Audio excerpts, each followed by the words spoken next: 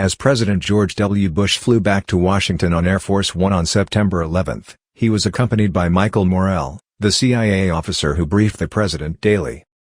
Morell was in touch with CIA headquarters, which gave him heart-stopping intelligence that he had to urgently deliver to the president. The message was that what happened that morning was the first of 2 waves of attacks against the United States, said Morell. So here I am sitting with a president who just suffered the largest attack ever on the history of the homeland. And his intelligence briefer was telling him that maybe this was just the first of 2. Of course, there was no second wave, despite the strong fears in the anxious days that followed. In his first remarks to the nation, Bush said, "The resolve of our great nation is being tested. But make no mistake, we will show the world that we will pass this test." So here we are, 20 years later. Has the U.S. passed the test? Is the country safer? NPR asked several former officials who served in senior positions over the past 2 decades.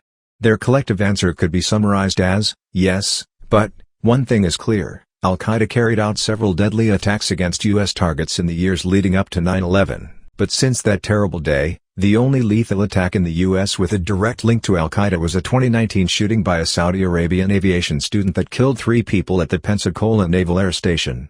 We are safer. We have done a lot to prevent another major catastrophic attack, said Jane Harman, who was a Democratic congresswoman from California. A leading member of the House Intelligence Committee, she was walking to the Capitol dome when the 9/11 news broke. That dome where I was headed was the intended target of the 4th plane, the one that crashed in Pennsylvania, Harman said.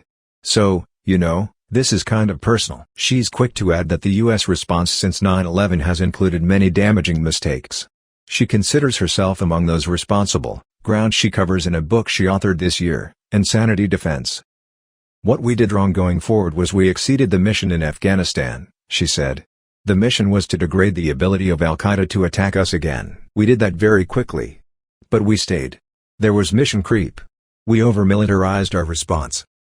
The other huge misstep, she says, was invading Iraq on the false premise that Saddam Hussein was building weapons of mass destruction or was somehow linked to Al-Qaeda. I supported the resolution on Iraq because I believed that intelligence, said Harman.